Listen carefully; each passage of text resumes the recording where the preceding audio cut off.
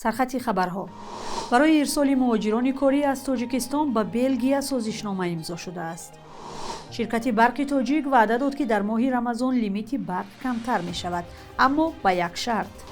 در متروی مسکو تلفن‌های مسافران را می‌سنجند.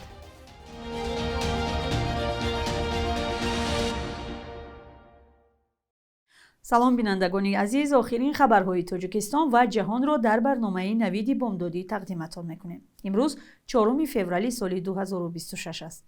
مقامات تاجیکستان گفتند برای بیشتر کردن راه‌های مهاجرت با 15 کشور در مورد کار تقریباً 40 حجت امضا کردند. از جمله با بلژیم، چین و ترکیه و ژاپن سند همکاری عاید به مهاجرت امضا شده است. وضع بد مهاجران در روسیه در سالهای اخیر مقامات و ساکنان را در فکر جستجو و یافتن مکان نوی کار و زندگی انداخته است. مقامات وزارت مهنت روز 3 فوریه از امضای یادداشت تفاهم با وزارت کارهای داخلی و اداره مهاجرت بلژیم خبر دادند. سند مذکور به تاجیکستان امکان می‌داده است به کشورهای بنیلوکس، بلژیم، نیدرلندیا و لوکزامبورگ مهاجری کاری فرستد. بر اساس این سند مهاجران تاجیک می‌توانستند در ساحه‌های کشاورزی، ساختمان، پرستاری و طب مشغول شوند. با گفته مقامات همچنین 500 شهروند تاجیکستان در قطر به کار تامین شدند و جمهوری کره از سال 2025 برای 800 مهاجری کاری کوتا یا رخصت پیشنهاد کرده است. نیروی کاری یک منبع مهمی درآمد در تاجیکستان است و با وجود سیاست سختگیرانه مهاجرت روسیه و رانده شدن هزاران مهاجر، در حال حاضر این کشور همچنان یک کشوری اساسی برای کار و زندگی تاجیکان باقی میماند. از 18 فوریه و با آغاز ماه شریف رمضان دسترسی مردم در تاجیکستان به برق بهتر می شده است. در این باره مسئولین شرکت برق تاجیک روز 3 فوریه در نشست خبری اطلاع دادند، اما دقیق گفته نشد که در این دوره به ساکنان تا چند ساعت برق داده خواهد شد. محمد عمر رسازاده رئیس برق تاجیک گفت زیاد کردن رژه تامین برق در آن روزها از سطح آب در آبانبار نورک و دریای وخش وابسته خواهد بود. چند روز پیش رهبریت وزارت انرژتیک و ذخیره‌های آبی کشور هم از احتمال بهبود یافتن تامین برق در ماه رمضان خبر داده بود. وزیر انرژتیک هم با آن اشاره کرده بود که بهتر شدن وضع به سخاوت طبیعت وابسته است. رسما معلوم نیست که این محدودیت کی خاتمه می‌یابد. همساله بیش از نصف مردم تاجیکستان از میانه‌های ماه سپتامبر تا پایان اپریل در یک شبانه روز همگی 6-7 ساعت برق دارند و خلاص. امسال شکایت‌ها از کمبود برق بیشتر است. ساکنان وضع را وزنین و مشقت‌آور می‌نامند. مشکل برق از موضوع اصلی بحث در نشست خبری شرکت برق تاجیک و شبکه‌های تقسیمات برق بود. روز 3 فوریه مسئولین این شرکت‌ها گفتند سال 2025 تنها در شرکت شبکه‌های تقسیمات برق علیه 125 کارمند پرونده جنایی باز شده است. گزارش همکاران ما را در این موضوع همراه می‌بینیم. مرامت به طریق رسمی پیشنهاد نمایید، مراجعت کنید، تمام این حال خود را می‌یابد. صرف نظر از اظهارات شرکت‌های تامین کننده برق که برای تیر ماه زمستان آمادگی جدی گرفتند، شکایت‌ها از سطح خدمت رسانی آنها بیشتر شده است. رهبر شرکت برق تاجیک وجود کمبودی‌ها در کار تامین ساکنان با برق را قسماً می‌پذیرد. البته تمام جمعیت‌ها کوشش به خرج می‌دهند که نقشه چهاربینان در حد پوره به انجام رسانده شوند و هرچی تامین برق باز هم بهتر و خوبتر برآورده شود.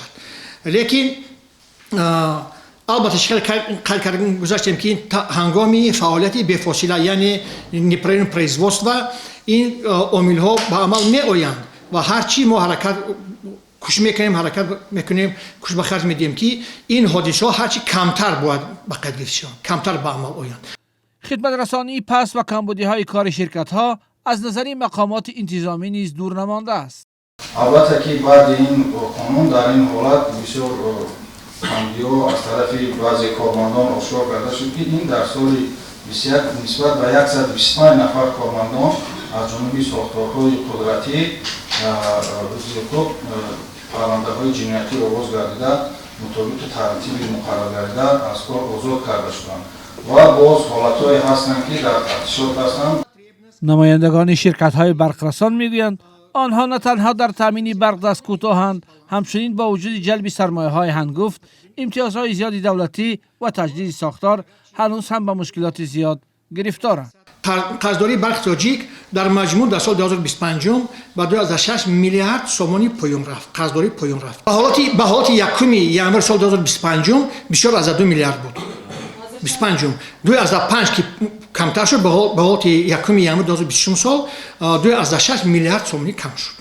با وجود شکایت ها از سطح پست خدمت رسانی و ناتوانی در تامین برق، در یک سال اخیر ماه اپریل سال 2025 و فوریه 2026 دو بار نرخ برق در تاجیکستان بالا برده شد. از جمله اهالی هر کیلووات نیروی برق را اکنون با 41 و از 37 درم میخرند. اما شرکت های چون تلکا، کابینت متالورژی تاجیک کمتر از اهالی با 24 از 30 درم و جمعیت سهامی ازات و کارخانه شهر هوشمند شهرداری دوشنبه برابر به اهالی پول میدهند. در این بابت شرکت های مسئول برق میگویند امتیازها را نه آنها بلکه حکومت تاجیکستان معین میکند. حکومت تاجیکستان هیچگاه دلیل های دادن امتیاز در خرید برق به این شرکت های مربوط به منصبداران کلان یا نزدیک به عائله رقم یک کشور را شرح نداده است. تقریبا 70% مناطق تاجیکستان از میانه های ماه سپتامبر تا اپریل در یک شبانه روز همگی 7-8 ساعت برق دارند. شرکت های مسئول برق وعده دادند که این کمبودی در ماه سپتامبر سال 2027 از بین خواهد رفت، ولی چنین وعده پیشتر نیز بارها داده شده.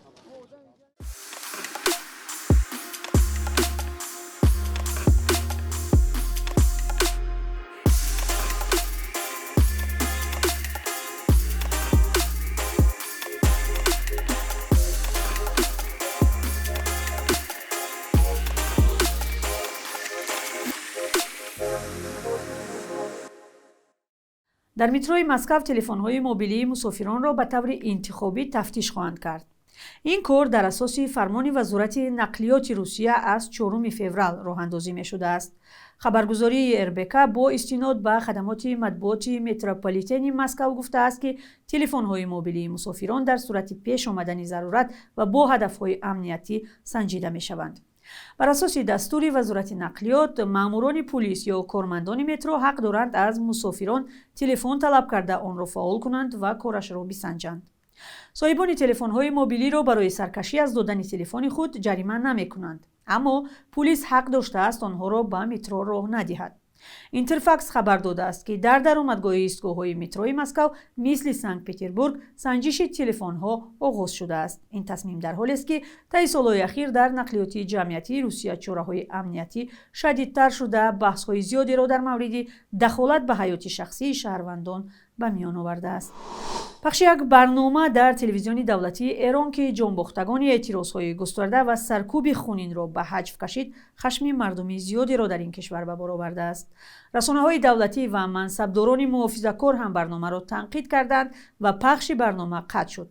محمد حسین موهیبی، نطاق تلویزیون دولتی ایران، در تلویزیون در کجا نگهداری کردن جسد جانباختگان اعتراض‌ها را به طنز کشید. این برنامه پس از کشته شدن هزاران نفر در عملیات بیرحمانه نهادهای امنیتی علیه اعتراضگران در ماه ینور پخش شد. این بزرگترین موج ناراضگی در ایران در سالهای اخیر بود. جانبداران نظام از آن نگرانی کردند که برنامه میتواند باعث اعتراضهای بیشتر گردد. در واکنش به این تنقیدها مدیر و خود مجری شبکه از کار رانده شدند. در این قسمت برنامه بخش یک روز تاریخ را میبینیم که مهمترین تحولات تاریخی در روز 4 فوریه را فرا میگیرد.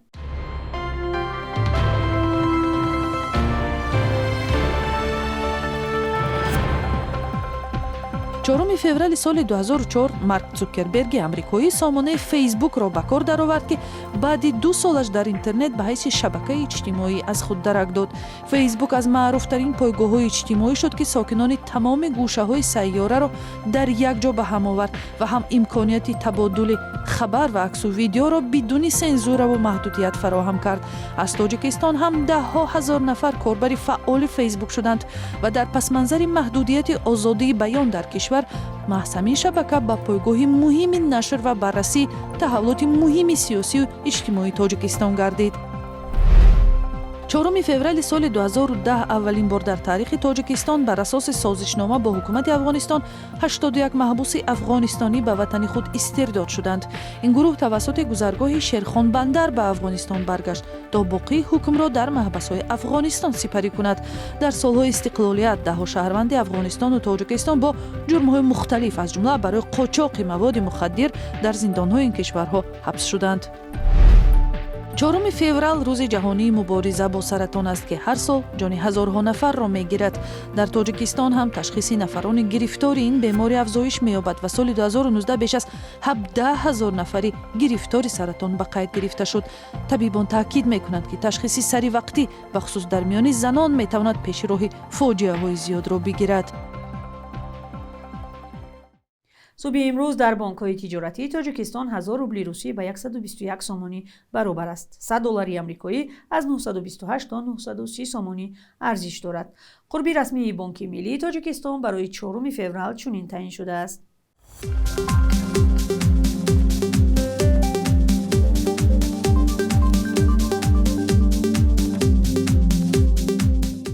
бинандаи азиз, ба поёни барномаи навид расидем. хабарҳои аз ин бештарро дар сомонаи радиои озодӣ бо нишонии озодӣ.орг ва саҳифаҳои мо дар шабакаҳои иҷтимоӣ пайдо кунед. худо нигаҳдор.